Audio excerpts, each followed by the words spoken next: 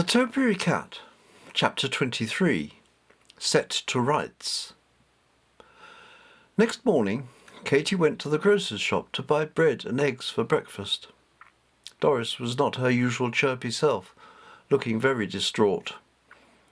When asked what was wrong, she tearfully related how Snowball had passed away unexpectedly yesterday evening. The vet had been called and told her that the cat had been poisoned. He suspected the cat had ingested chocolate. Doris was horrified. She had started giving her much-loved cat chalky treats, left a packet open, and the greedy cat had wolfed down the lot. Katy knew better than to give chocolate to Tolly. She knew it could be fatal to cats.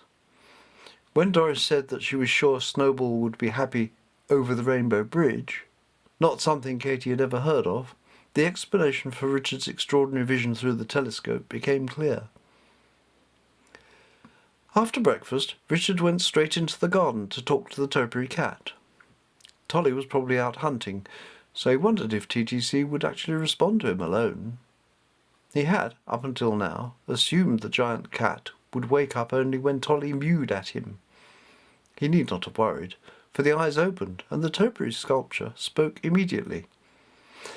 "Hello, young master. I am proud of you and your fellow adventurers, but there is one more important task for you. The owners of Neferton Hall have neglected their traditional role to maintain veneration of cats.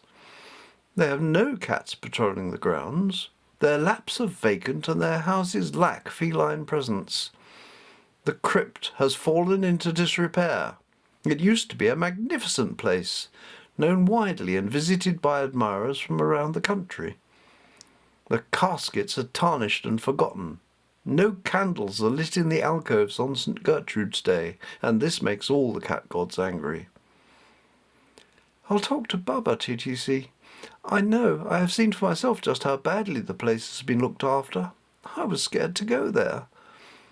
I wonder if Colonel Greenwood even likes cats, though. I shall visit him in a dream and make sure he understands the import of what I am telling you. I think I can persuade him, even if he's not a cat lover now." "I'm sure you could if anyone can," thought Richard. Over the next few days, things began happening very quickly. Colonel Greenwood was implementing a great many changes to Neferton Hall. He had called a meeting with all his employees to keep them aware of his new plans.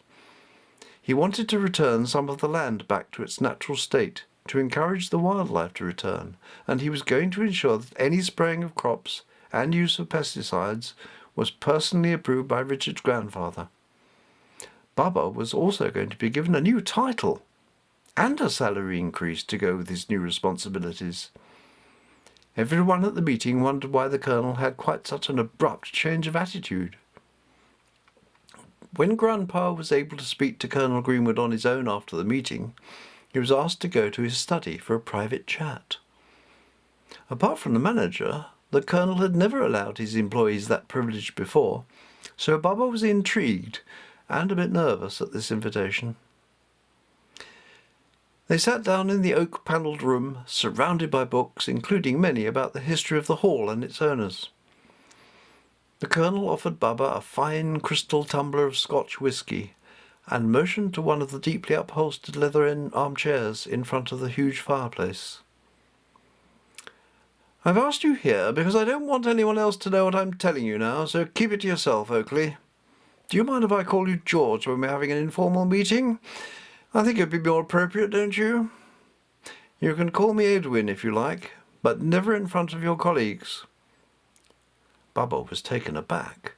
The Colonel had never been so open or friendly with him up until now. Whatever made him have this complete change of heart? Surely not the conference alone, successful as it was. The Colonel leaned forward conspiratorially. "I'm pretty sure you won't believe what I'm about to tell you, George.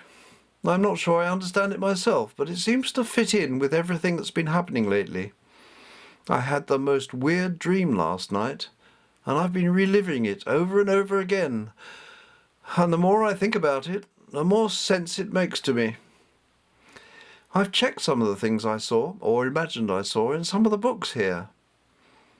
I won't relate the whole dream to you, it doesn't sound credible. To give you some idea, it was, don't laugh, a message delivered by a very large cat, wearing jewellery like those Egyptian gods of old. Edwin looked anxiously at George to see if he could sense any flicker of disbelief in Richard's grandfather's eyes. But no, far from it. George leaned forward and spoke as if this was a most commonplace event and completely unremarkable. I'm not likely to mock any dream you have with Bastet involved, Colonel. The messages you have received may chime perfectly in with events I have experienced myself, along with Katie, my daughter, and Richard, my grandson. Well, that's a relief. I wouldn't want you to think your employer was going potty now, would I? All right, I'll tell you what happened. This beast appeared in front of me, and at first I wasn't even aware it was a dream. It was so darn real. It looked angry, and so fierce, I must say, I was terrified. I've been to war, and never felt so fearful. I'll not bore you with everything I was told, but it boils down to this. I'm informed that if I don't carry out drastic changes to the way we run this place, the consequences are likely to be disastrous. It all made perfect sense. That's why I called the meeting earlier. I'm going to make sure that my orders are carried out urgently. However, this is the part of my dream that I want to share, and only with you. I know you've been doing research on Nefertum Hall, and those who cared for it over the many past generations. Bastet, I think you called the cat? Well, Bastet told me that cats were revered by the owners of the hall, and that's part of the reason for its fame and success. Since this reverence ceased, the hall has deteriorated. It's become overrun with rats and mice. Crops and plants have been failing despite our pesticides and land clearance operations. Apparently there's a place in Haythorpe Wood that was a shrine to cats that I've never seen. Bastet told me that you have, I believe. I want you to make sure it is restored to its former glory. I found some good reference in the books here on the hall's past, some old engravings and such like, and I think you found some photographs in the attic that will help too. Bastet was very insistent about this, and made it clear that if we didn't act, well, there might be a problem with that, Colonel. Last time we went to the crypt, the bronze statue appeared to have gone from its plinth. I really don't know how we could recreate that. You think there have been thieves again? Well, just do your best, and we shall have to hope it's enough to appease the gods, won't we? Maybe we could knock up a fiberglass replica. I'll have to think about that one. George didn't think that simply knocking up a fiberglass replica would be at all appropriate for such an awesome beast as Bastet. Oh, and one more thing, George, before you go. I'm going to get some cats for the hall. It's about time we brought more life back into this place, and though I'm really a dog person, I like cats enough to be happy to have a few around. It'll keep those pesky rats and mice away from nibbling the new electricity cables we've installed anyway. Baba went home and pondered his unusual chat with Edwin. No, he'd never get used to calling Colonel Greenwood that, and couldn't imagine doing so, ever. What to do about Bastet's statue, though? That's a real challenge. He would have to go and inspect the shrine deep in the woods again, but New Tolly was the only one that could find it. He would have to take Richard and his beloved cat there once more, but somehow make a record of the path taken. Don't miss the next chapter of The Topiary Cat, read by Richard Saunders.